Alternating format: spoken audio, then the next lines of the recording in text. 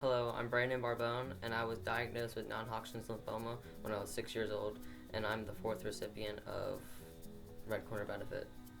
I was in treatment for 2 years, and I'm in remission for 5 years, and I got my survivorship last year.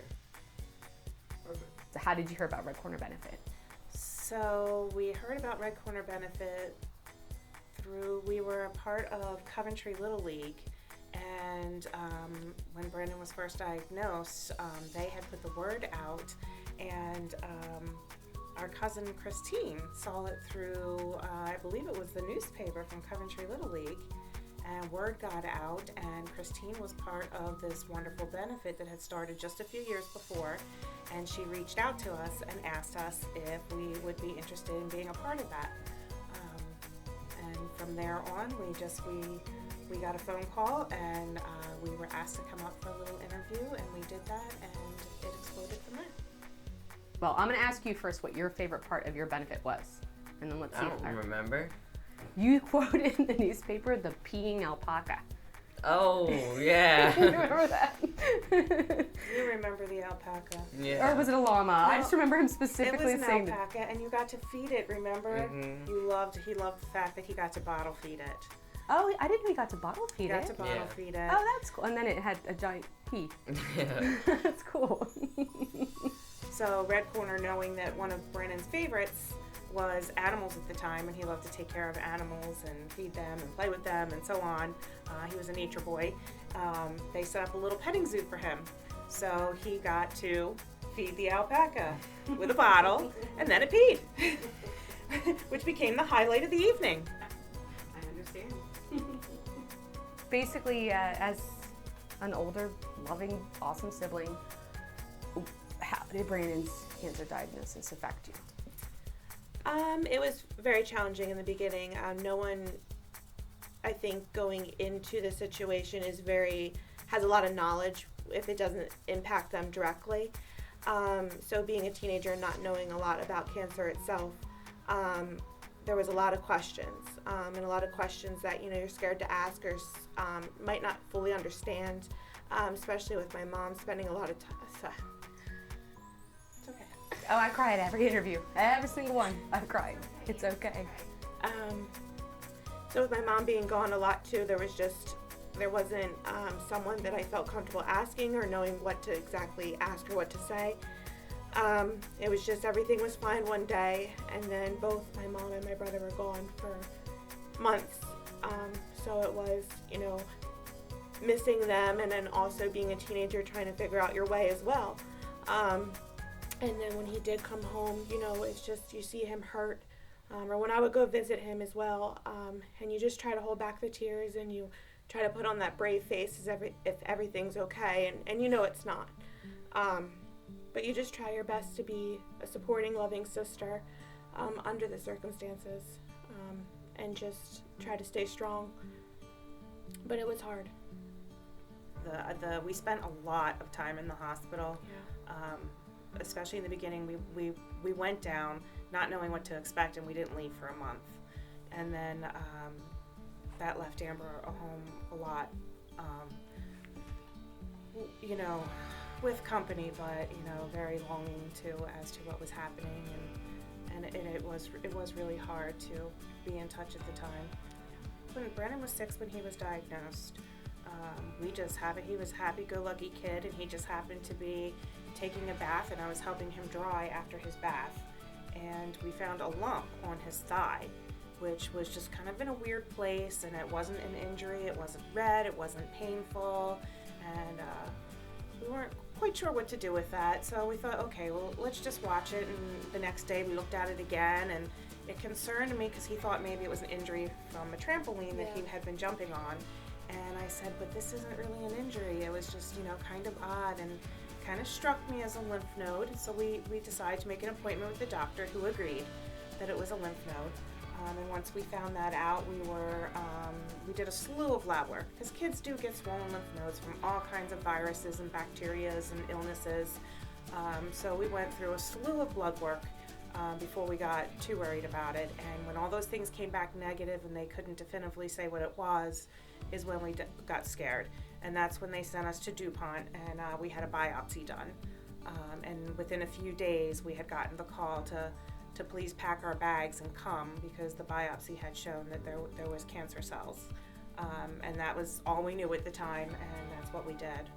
We just kind of packed our bags and we left, and it was a month until we got to return. The next question, it's for each of you, one by one, as your different dynamics in the family. But basically every single day there's going to be a new family that's going to get the worst news possible. And what would be the best piece of advice you could give as a mother, as a patient, as a sibling, to those that are starting this new step or phase in their life? Jeez. For me, I don't even know what to recommend anyone headed towards that, because I feel like everyone deals with things very differently. It's just, as they say, you take one day at a time, because that's all you can really focus on. You can't think about the future or what's going to happen tomorrow, or, there's so many other things in life, work and things that you've agreed to be a part of, or, appointments and all those things. All of that just goes wayside, and you basically have one focus, and all you can do is just take one day at a time. How to tell anyone to get through it, I don't know. Sometimes I still wonder how I did. I'm not sure. I think the mom part of me just kicks in and knows that I have to be the strong one. And, it took until Branden was, I think, off chemotherapy for about a year. He was on chemo for 2 years straight, along with high-dose steroid therapy. So we had our ups and downs through many different problems. But about a year off of his chemo, I was driving to work one day, and that was the time I cried harder and was more upset about it than I was through the entire thing, because I finally let myself feel it. And I think as a mom, I did that. I put it all away. So the one thing I can suggest is, try not to do that, because it was a lot at once. And here I was going through something that was already over a year later. But there are so many people out there, and support groups, and Red Corner, and family, and friends, and people that are going through all the same things. So please, reach out and accept that help. So I think my mom did a great job of explaining exactly how I felt. It's just very important to stay hopeful, stay strong, and use the support around you. Family, friends, different types of groups, organizations, just like here, Red Corner. Accept help and stay connected with your friends and family. Can you give us an update on how Branden's doing now? So Branden is good. Branden is a typical teenager at this moment. We butt heads a lot, but we love each other dearly. So Branden is now in the 9th grade. This is his first year of high school.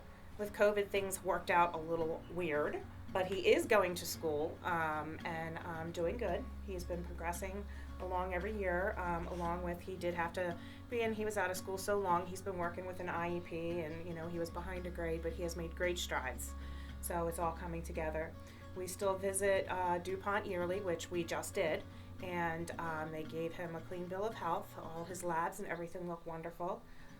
So we just continue to take each day in stride. This past year, I want to thank both my daughter and my son and Red Corner, where they had to be here with me as I got diagnosed with my own cancer. And Branden was there to help me through it, and he kind of took care of me for a while. So I want to give him that. Thank you, Bud, and thank you, Amber. But Branden is wonderful, and I'm happy to say that, and so am I now. I was just going to ask if it's okay. Do you mind giving an update to all the people that love you about how you're doing? Red Corner stood behind me too throughout my cancer diagnosis. It was a rough time, because Branden was so excited to come here. It was the year that he was going to announce on stage that he had received his survivorship. And just a few months before we got here to do that, I was diagnosed with breast cancer. And by the time Red Corner came around, I had been going through surgeries and getting ready to set up a chemo plan. So it kind of really put a downer on that day for him, which I'm really sad for because it was a great celebration. But I have finished all of the chemotherapy, radiation. I will have to continue some hormone therapy for quite some time, but as of right now, I am considered in remission. So things are good for me too. It's amazing. Yay. That's awesome. One of the things that I think does make Red Corner unique is that the bond everybody builds, especially all of the RCB mamas. That's a very specific, amazing bond you guys have all We developed. look forward to October every year knowing that Red Corner is coming and that we can revisit those things. We try to put all this cancer stuff away all year, but it was a big happening in our life, and it does surface, and we do need to deal with those feelings, and this is kind of how we do that every year. We come back here and we visit with our friends, and a great part of our family is now involved in Red Corner. We stay closely connected with some of the other moms and children that have been through the same thing that we have. And Tammy and Kevin, we love you guys. This whole thing that has developed is just, it gives us, I don't know, a way to deal with it also. It's a way to deal with it. It's that I don't even know. It lets it out. It lets it out. It lets us deal with all that we've been through with our family and our friends, and with the support of all the people that are a part of this that make it so special. The support is overwhelming. I don't think we could have gotten through it as well as we did if we didn't have all that support surrounding us. It was definitely helpful. But you guys have become part of that support now. We are. You are. And we want to do that. We want to be here now to support other families that are going through the same thing. Like we have said many times between all of us, that one of the best things to do is to reach out for help and accept it and be there for each other. So we now try to be that for others too. You and Andrea Buno, I would have to say, have teamed up together to add a much needed, amazing part of the benefit, which is the awareness tent. Yeah. And that's one thing I think we're so proud of, because as much as it is a fun day, it's great, it's fun, the whole meaning behind it is pediatric cancer and how it affects everyone. And it's not something we necessarily want to do in the middle of so much fun and happiness, but at the same time we need to reel it in and remember what it is all about. And it is the fact that the awareness needs to be out there about pediatric cancer. It is only increasingly getting worse. To spread the love and knowledge of it, not the love of the volunteers and people that are out there to help with it, and then the knowledge behind it, what to look out for and how to deal with these things. As with any cancer, early detection is one of the main things that you need to look out for, has the best outcomes. So, and then again, we can help each other with all the experiences that we've been through, so that everybody knows what treatments are available and out there. So it is important to keep that piece of the benefit real too. And just know I don't even know if we've ever talked about this, but we have literally had people that have come up to us, people we don't know, in tears, and they'll usually guys, oddly, and they'll be like, man, my friends told me about this, and I'm going to be honest, I kind of came for the music and the beer, but then I went through the awareness tent and I saw all the kids and I saw the statistics, and he said, then like it hit me, and just know you are making an impact. It's an amazing thing. I mean, we all collectively are, but that's just such an awesome contribution you guys have made. Thank you. Thank you. We all appreciate it. I think that, I mean, you've made me cry like 9 times now, so I think that's our quota for the day. 3 to 4 to 9, but hold on. Let me just, boss. I was going to say, the beads, actually, last year you guys added the beads, which were Brandon's beads, and he would receive a bead every time he had a treatment when he was sick, whether it was a surgery or a medicine, and it was in this huge, I would say like an 8x8 glass cube. And everyone would walk up and was like, what is this? What is this? And we would explain it to them, and they would read a little short statement that my mom had wrote up about Brandon's treatment and what each bead meant. And once they read that and they really took in and looked at this huge thing where they were trying to guess the amount of beads that were inside, really hit home for them about, wow, like just holding it by itself and just trying to guess the number of treatments and surgeries, they were really taken back and about that. It was a nice program. It was DuPont Hospital that did that, and so yeah, for everything that Brandon did, every time he spent the night in the hospital, every time he got a dose of chemo, every time he had to get chemo in his spine, so every time he had to do that, he got a special reward bead for that. Every time he had to go on antibiotics for fighting infection, he would get special beads for that. So there's a huge collection of beads in there. Yes. Do you know how many you have? You know what? We totaled it, and off the top of my head, I can't remember. It was very close, I think, to 2,000 total inside. Oh my God! I would not have guessed that. That's it was, yeah. I should and send a little picture for you to include with the video. I can just send you a picture. Yeah. I would So have. that's what never I'm saying guessed. when people pick So, and that cube then, and putting it out there, like I said, everybody deals with things in different ways. But that cube help us put things away. So it still sits in our living room on a shelf, and he's proud of gotten through all that. But at the same time, that's the one thing that kept it real for us, and it's always there. It's always a piece of us. All those things that he collected for all the things that he went through, and then on his own decision, he decided when he got his chemo port removed that he put it away in that jar, along with the bands that he would wear from Red Corner and the ones that we would all wear in supporting him. He decided he wanted those all inside that jar. So he's that's I think kind of one of the ways that helped him move on from his cancers. He put everything away in that jar. It's still there. We still look at it. We still remember it, but he's put it away. So, if that helps anyone, it was a very good thing to do. Yeah. That's awesome. Closure, moving forward, but Yeah. still honoring what you went through Yeah. and remembering it. Wow, that's awesome. 2,000. I can't believe that. Yeah, it was great. I was gonna guess a couple hundred in my head. Oh, wow.